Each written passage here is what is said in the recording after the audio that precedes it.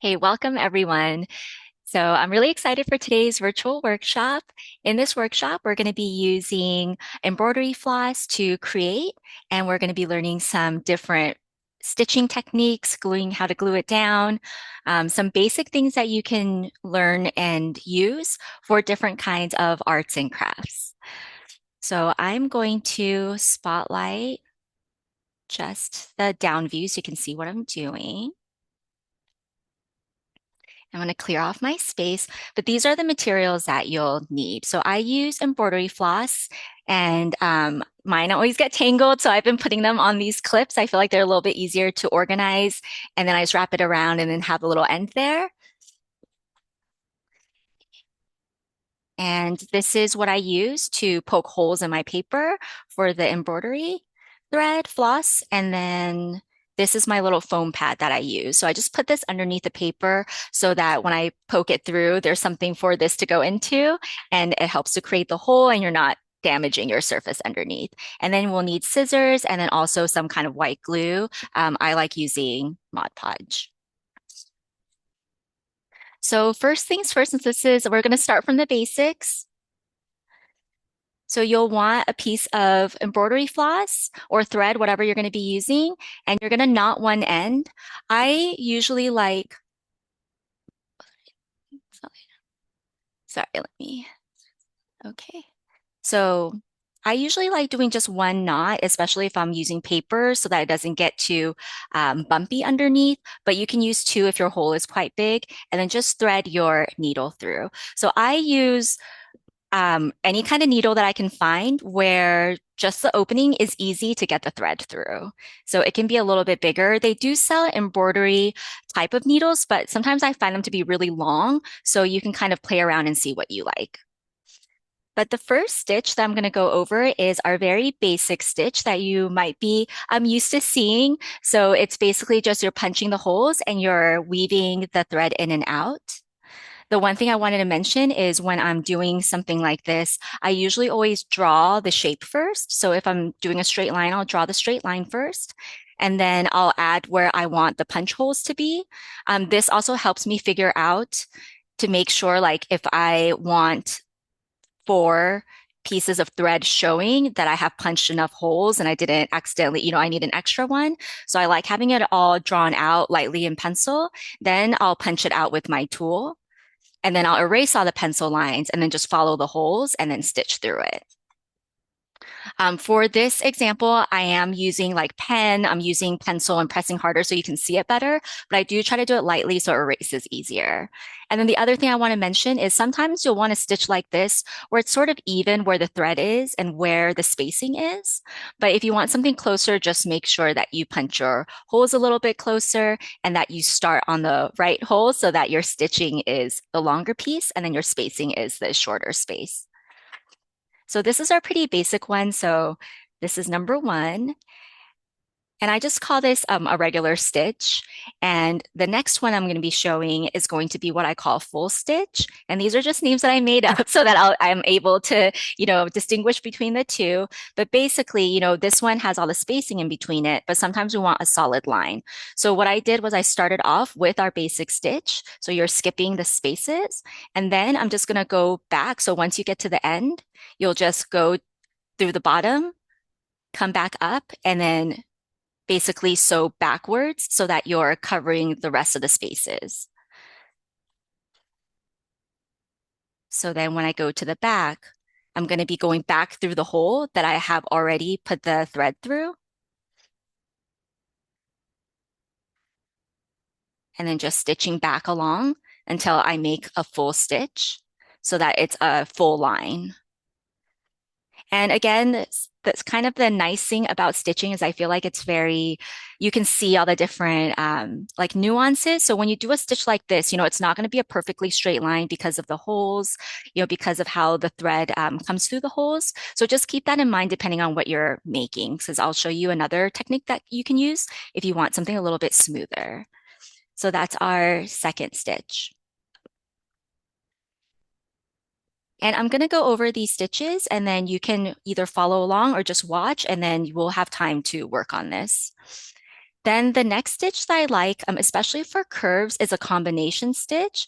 So basically what I have done is I punched holes and then I'm also using glue at the same time because sometimes it's harder to achieve the curves when you're doing the stitch lines because all the stitches are straight. So there is going to be a little bit less of a curve line. So what I like to do is have anchor points. So this shape that I'm doing, basically where it starts and ends, I have an anchor point there. And then where the curve is, I'm actually going to glue down on it. So here I've already started some and then I have my stitch coming out. And then what I like to do is put the stitch through to the end hole. And then I'm just going to pull it through a little bit, but this part we're going to be gluing down. So I'm going to leave it loose here. And then what I like to do is I use my punching tool and I just stick it right into the into my glue canister, or sometimes I'll have a palette. And I like the tip of this because it's so small and sharp. Hold it up closer. And then I'm just going to dab the glue onto where I've drawn. And again, this is a lot darker so that you can see it. I'm going to try to put bigger dots of glue, but I'm basically just dabbing it so that it's following the shape that I want. And then I'm going to pull the thread so it's a little bit shorter. So it kind of matches like how long I want it. Then I'm just going to use my fingers and tap it into the glue.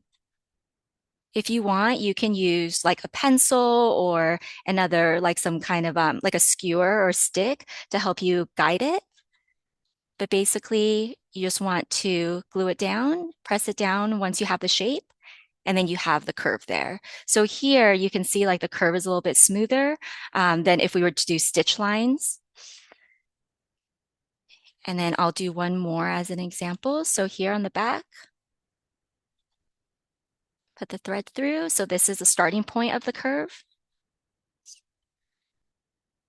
And then you can try this a couple of different ways. So sometimes I'll leave it loose like this and then just glue it down first and then punch it through. But I kind of like this method of having it sort of anchored on both ends. And you can just kind of eye it. And of course, you can um, pull it through more if you need to. So here I'm going to go in with my glue.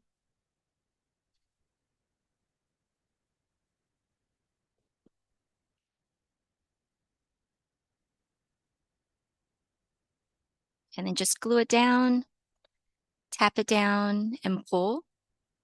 And my thread is kind of unraveling there, but once you have the glue on, you can kind of adjust it and it can fix little mistakes like that. But if you feel like your thread is unraveling too much, then I would just knot it on the back and then knot it at the bottom and start over. Just take this out and redo it. So now you have more of a curved line. And I find this to be a lot easier to do this for example, on something like here where the C, it's a lot easier to do it that way than to continuously punch like this. But you can also do the curve, but you can kind of see it's just a little bit not as smooth. So it's kind of depends on what you want it to look like. Okay, so that's a third type of stitching and gluing that I like to do and use.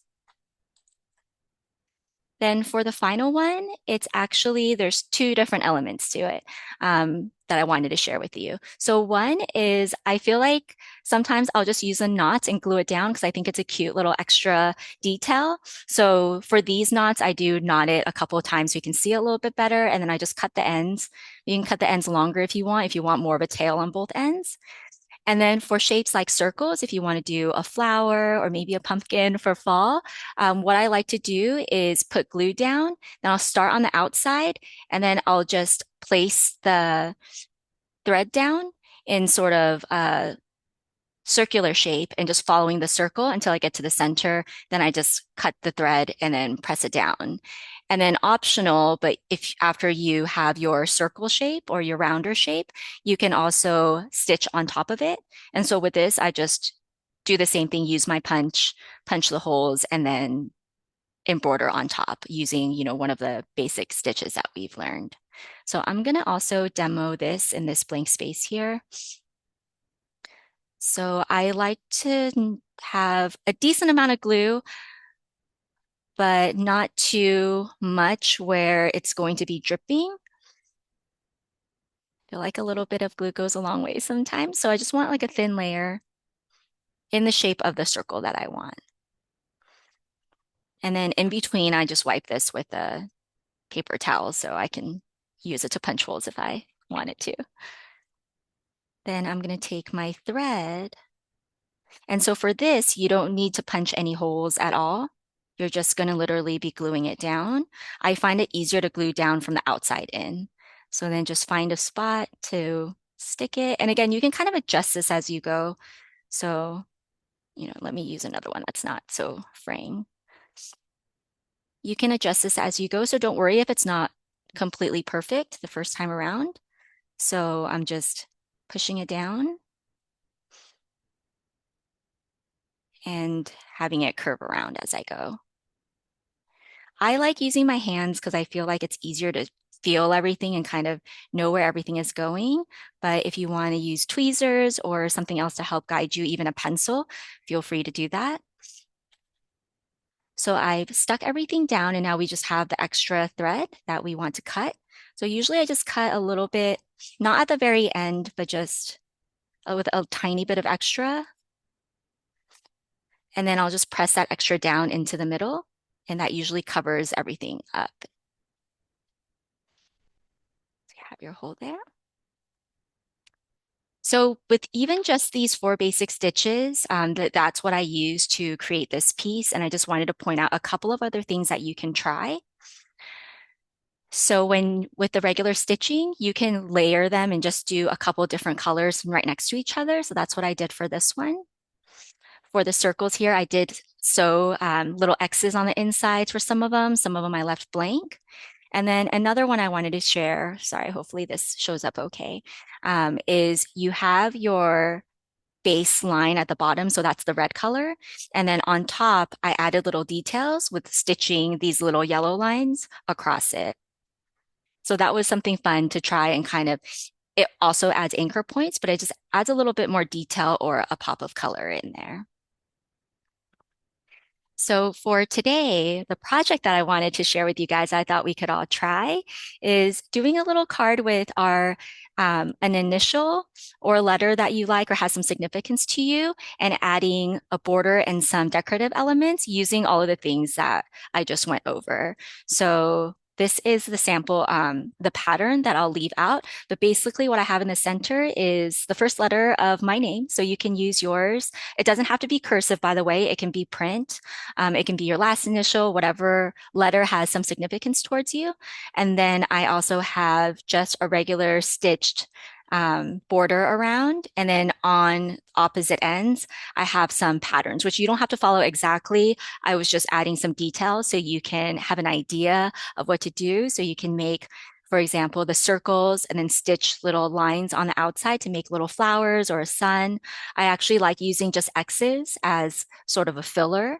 And it's also a good way to add some pop color. If all your main colors are darker, these X's can just add a little bit of color to your piece. These little circles represent the little knots, so I like adding those as well. And then I did do an example so you can see what it looks like. So for the O, I actually did the full stitching where I went around it once, then went back over it so that it's a complete line.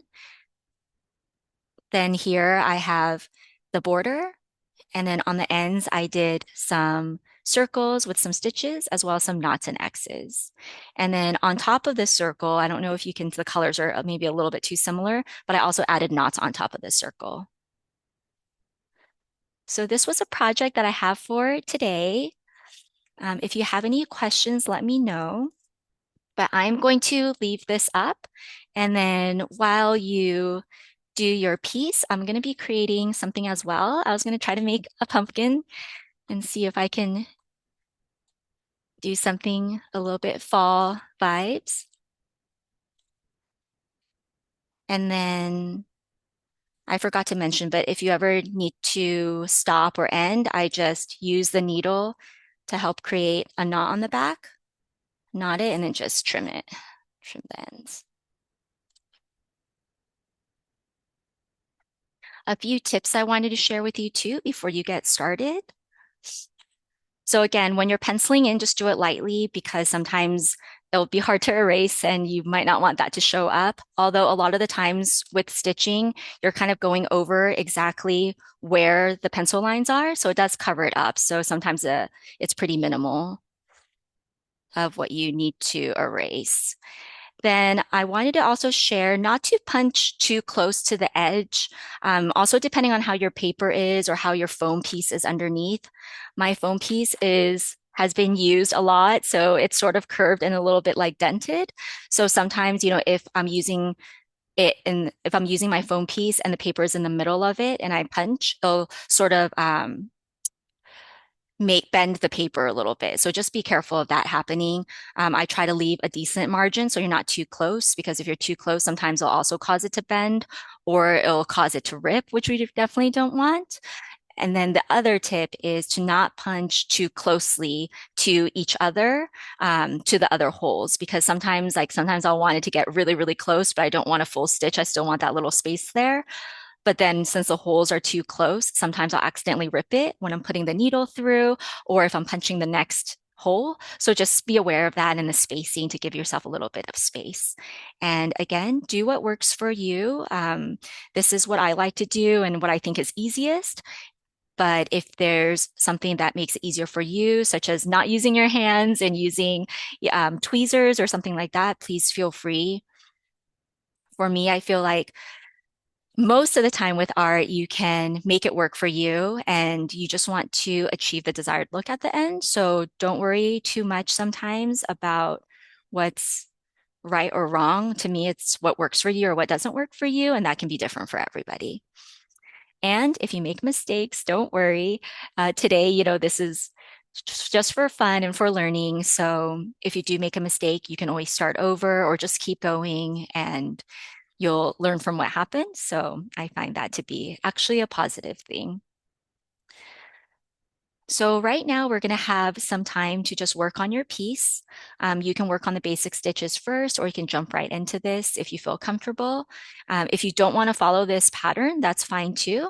You can do something else. And I am also going to work on my little pumpkin. Um, so it will be quiet. So if you do have questions, feel free to unmute yourself and ask. But if you want to play some music, everyone is muted right now. Feel free to do that if you want any noise or sound in the background.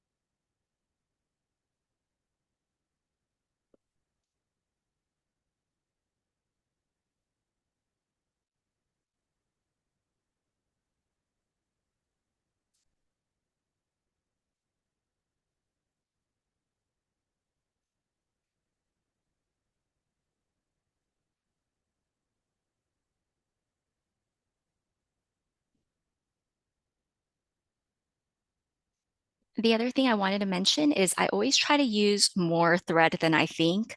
So especially if I'm knotting it and using a needle.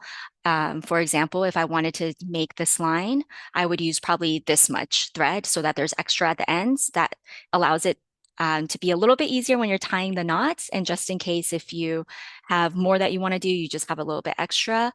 But I really don't like having to stop, cut, and then knot a new piece. So sometimes I'll just have a really long piece of thread.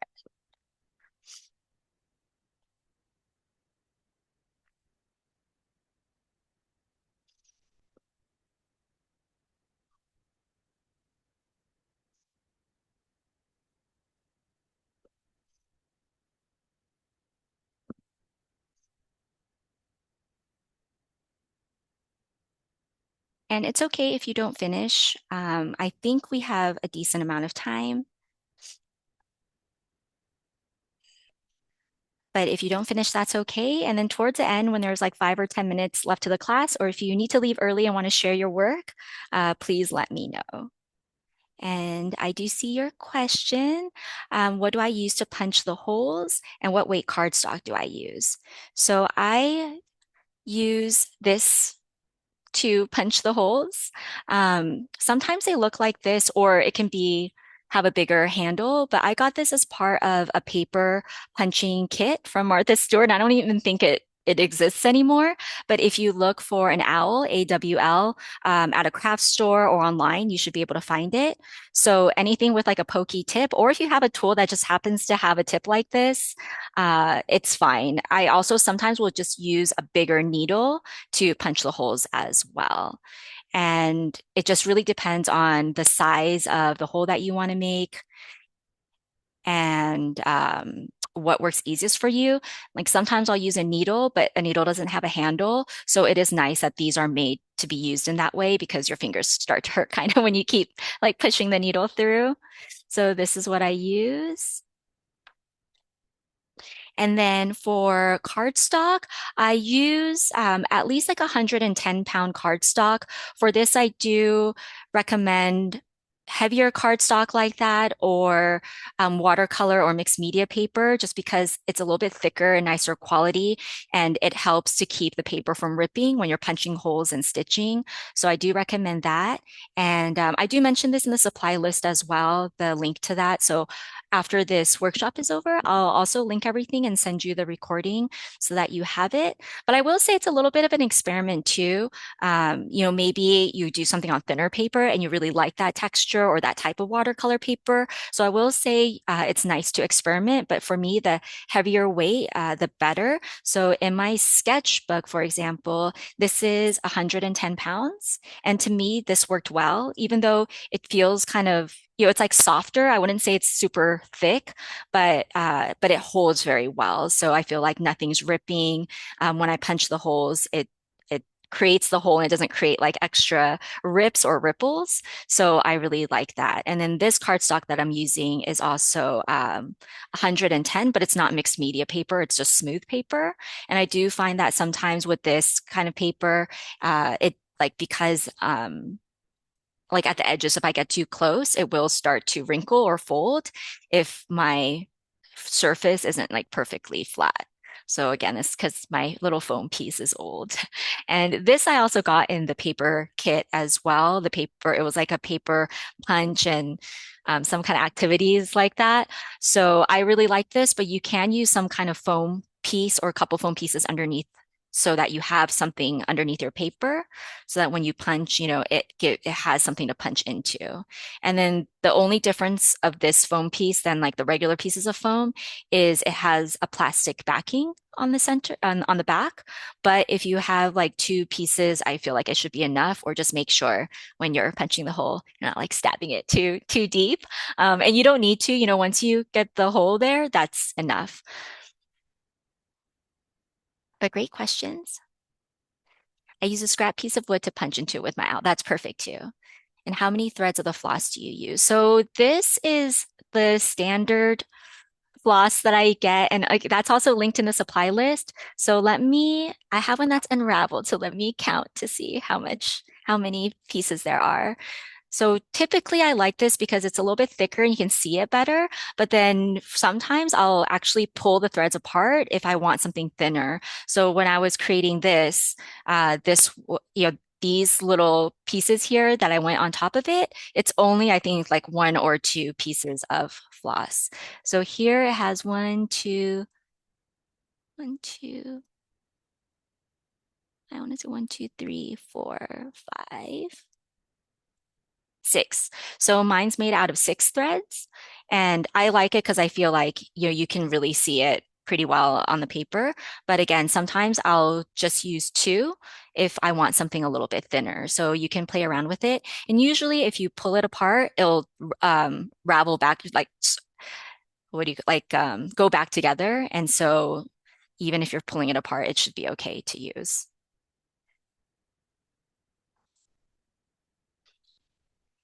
Great questions. Thank you for asking.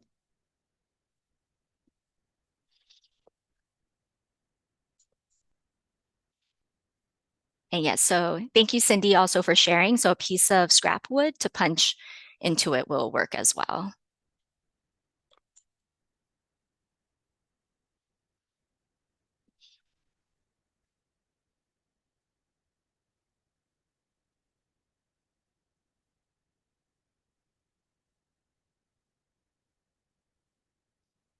And one of the things I really love about doing this is I feel like the stitches and everything are pretty basic. You know, if you've done any kind of sewing, like none of this will be new to you really.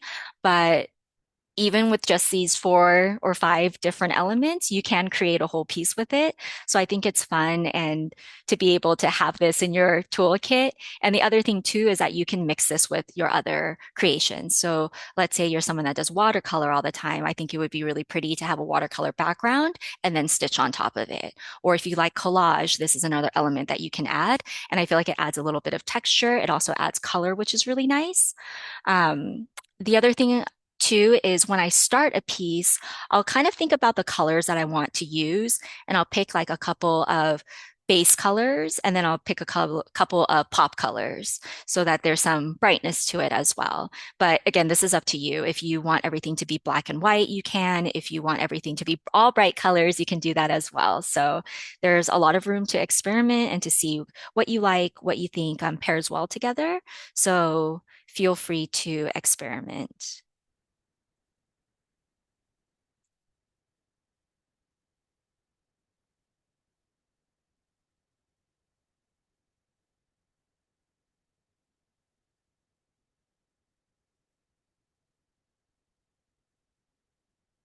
And I like getting the floss at Michael's because you can get them individually and you can pick the colors that you like. So that's kind of nice. So instead of getting a pack that is already pre-picked for you, I just like going there and standing there for hours and looking at what's there. Yes. So for my initials, this is like the full stitch. So what I did was I started with just the regular stitch with the gaps in it, and then I went back over it so that it was a solid line.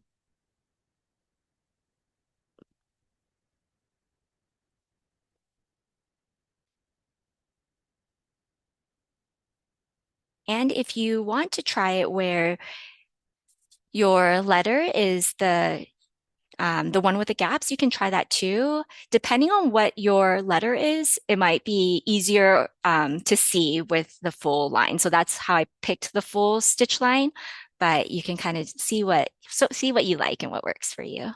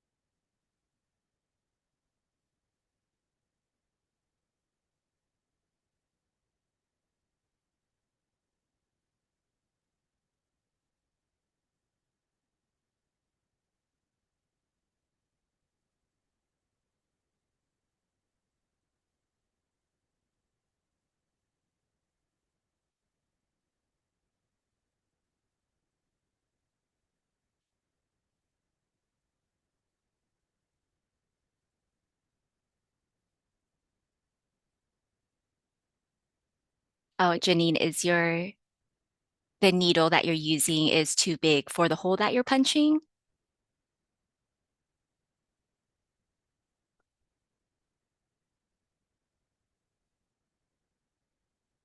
So it's like hard to get the needle through. If that's the case, sometimes when that happens to me, let me see if I can get it. So if you have enough space, once you punch it, sometimes I'll go in and I'll just stick it through even more or just wiggle it or even punch really close to it to get that hole to be a little bit bigger. Oh, or is your hole too big? If your hole is too big because and the thread keeps going through, then when you punch, try not to punch, try to do the opposite of what I did. And what you can do is knot your thread more times. So it might be a little bit bumpy in the back, but if you keep knotting it, it should make it big enough. And then sometimes what I'll do is if your hole is too big, knot it and then once you knot it, sometimes at the back, I'll go over and like press it down a little bit so that the hole isn't as big.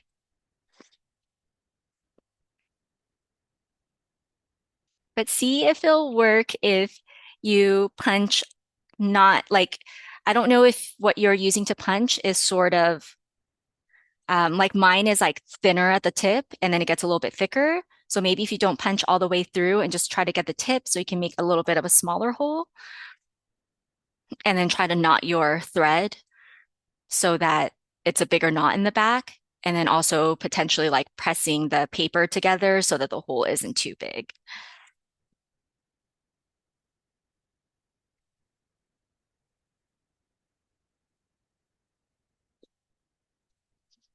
And if those don't work, then the hole punching tool might just have to be a little bit smaller.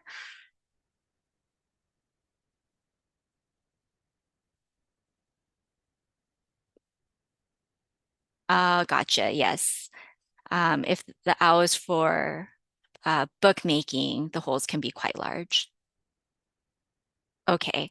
Okay. Yeah. So try and see if you have other needles that you can use to punch the holes instead. And when I do that, sometimes I'll just put a piece of cloth at the top of the needle because it starts to hurt my fingers after like pressing so many times. Or do you have a thimble or something? But needles work fine too for actually making the hole on the paper. I haven't ever had an issue with that. More just that my fingers get tired. But that's a good idea.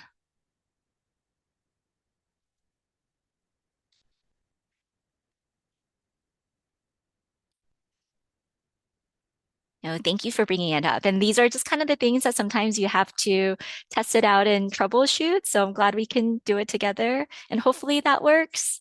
Keep us updated and let me know.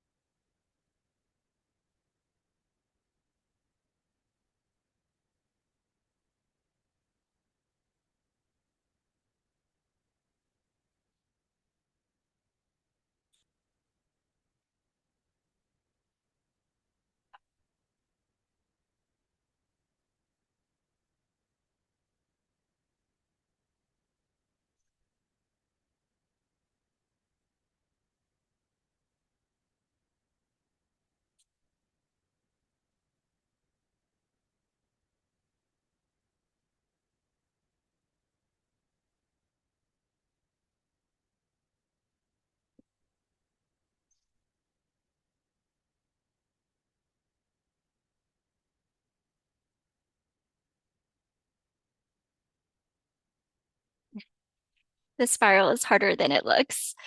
Yes, and sometimes if it's like really small, then it's a little bit of a struggle for me too, like on some of these tiny ones.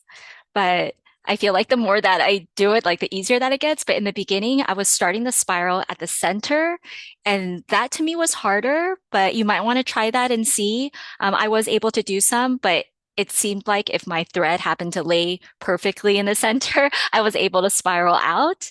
But that only happened every once in a while. So then I thought that was harder, and then I started doing it from the outside. But you can also try doing it from the inside as well. We do have about 10 minutes left. So, in a couple of minutes, I'll check in and see if anyone wants to share. And then I'll share my little pumpkin that I made.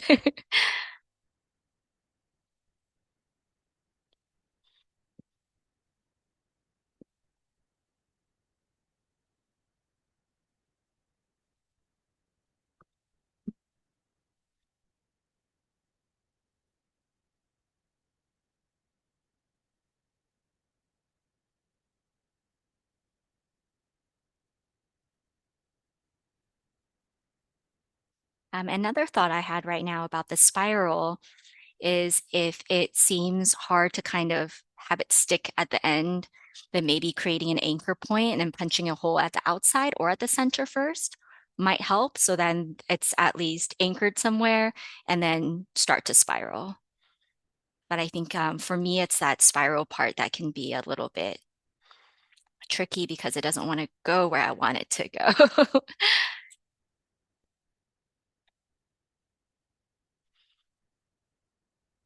Sometimes I feel like our material has a mind of its own. So we just kind of have to work with it and see what we can do.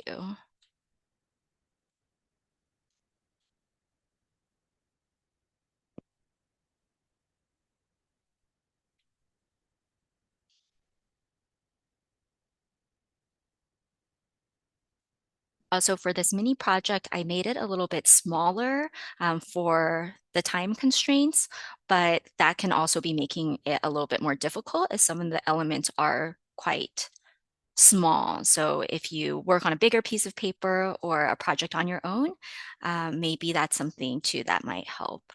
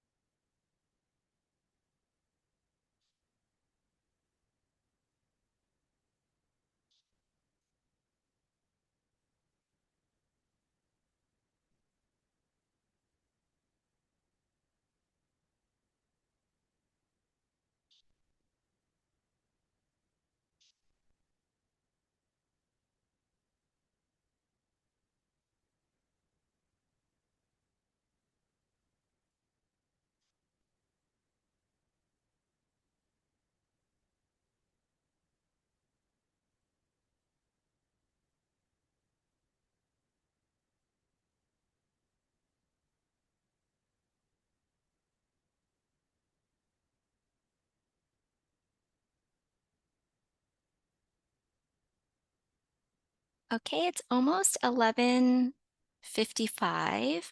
So if anyone wants to share, please let me know, or you can continue working on it. I'm going to share my little pumpkin. I don't know how he turned out. Let me just trim off this thread real quick. Here's my little jack-o'-lantern. He looks kind of creepy, actually. I think I might like it more when I just had the orange like as a pumpkin. So I started with the big spiral, and then I stitched some brown at the top, and then this little like vine I just glued on, and there's my little jack-o'-lantern. I think what would have been cute is if I maybe had a darker orange and just made some lines through it. So kind of like how when you see a real pumpkin. But if this was bigger, I probably would have had an easier time making his little face.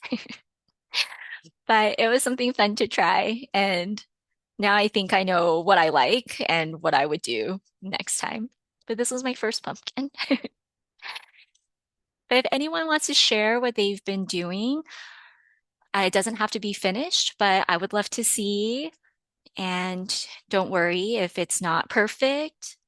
And if there's anything we can troubleshoot together, that's great. This is the first time I'm teaching this, so thank you for being here and sort of asking the questions really helps and working through some of the issues that we may come across. And just an FYI, the things that you've mentioned, like the holes being too big, that has totally happened to me as well. So, so I'm sure if there's anything that has happened, don't feel like, you messed up or you're the only one. I'm sure it has happened before. The other thing I want to mention too is sometimes I think when there's like too much thread, it just gets a little bit tangled. So just be careful of that too. Like pulling your thread all the way through and knotting it and then not sort of accidentally getting it tangled. Sometimes that happens. I don't even know how it happens. Like I'm just threading it through and then it gets caught in the hole or something like that. But if that ever happens to you, you can also just start over that piece and instead of trying to like pull it through because it might rip. I don't know. Sometimes like my knots just get like really messy. But I guess if you look at like the back, sometimes I cheat and I don't have like clean ends. So maybe that's why it happens. But that's another thing I can think of that sometimes I get a little tangled up.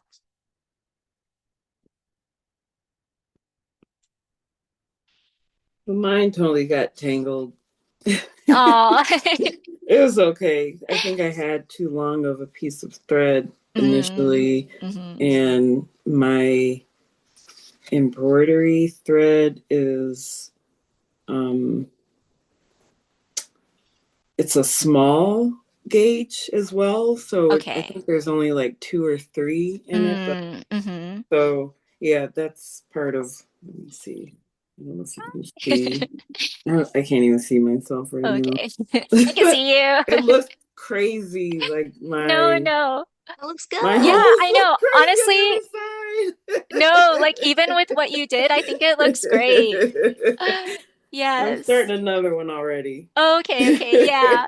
But honestly, I don't Yeah. really mind the holes because it's like consistent all the way through, I guess. So to me, Yeah. because sometimes mine will just look really wonky because some are big and some are small, but Yeah. yay. But thank you for It already troubleshooting with looks that. better Yeah. doing the smaller, Oh yeah, yeah. starting And already with that's the just with smaller. a needle. Yeah, I Yeah. used a smaller Oh, needle because perfect. before, yeah, whatever my awl is right now, it's under Mm. all this stuff. Yeah, my awl Perfect. is definitely like I pushed it all the way through. Oh, uh-huh. Not a good Uh, idea. if you're ever using like yarn, I think that would probably be good for it. That's Yeah, like thick, true. something chunky Yeah, maybe. Ooh, which might look kind of cool too, like for some that pieces. would be cool Yeah. actually. But Yeah, thank you for but this sharing. is no problem. This was fun. Good. I'm glad you enjoyed it. I know. I can't wait to incorporate this in more stuff. I went with a bookmark Oh, size cute. instead. Yeah. I don't know if you can Oh, tell, there, I but can see that. there's Yeah. my S. Then I've got the Lovely. sun Oh, started. your spiral. My spiral. I'm Yes. spiraling out too. I'm gonna do Oh, like orange lines in uh-huh. between the yellow Yeah. lines, That looks great. and then probably like some sort of flower and then the Ah, dashes. okay, But yeah, it cool. took me a hot minute to get that spiral sorted out. Yeah, yes, yes. In the beginning, it does take a while. I was like nervous doing the demo because, sometimes like it's live and I'm like, oh, but sometimes it has a mind of its own. But I love the idea of a bookmark too. That's a great idea. Mm. Thank you. Thank you for Really sharing. like this. Yeah. Anybody else? And no pressure too.